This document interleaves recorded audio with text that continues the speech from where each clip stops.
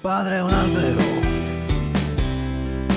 sul massiccio del Pollino ed è lì sin dai tempi dei dinosauri che io ero bambino. Mio padre è un albero per le scaglie da guerriero che un giorno rischiò di estinguersi. Nessun albero arriva al cielo.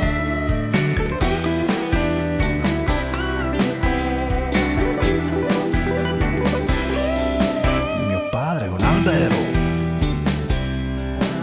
il paesaggio dove io esisto, scolpito dai fulmini e dal tempo, è la voce che io conosco, pelle allorica dura da incudine, secca e muore ma non cade.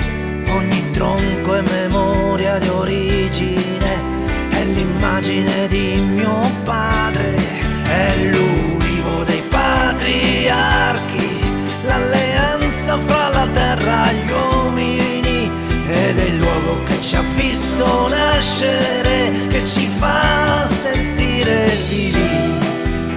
60 milioni di ulivi. Mio padre è un albero, è il passato che non si perde, pota il secco, sfronda i rami e si muove verso un punto verde. Mio padre è un albero, la radice di quel che siamo, la radice che benedice il desiderio del mito umano.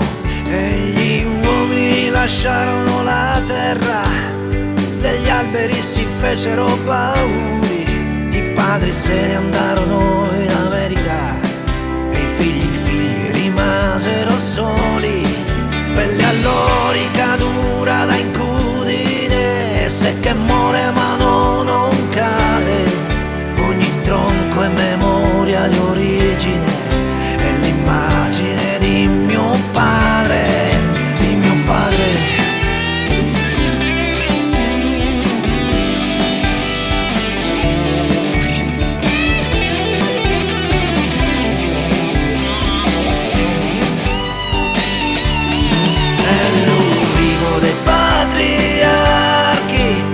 Cammina verso il sole, testimone dei nostri avi che un giorno vennero dal mare.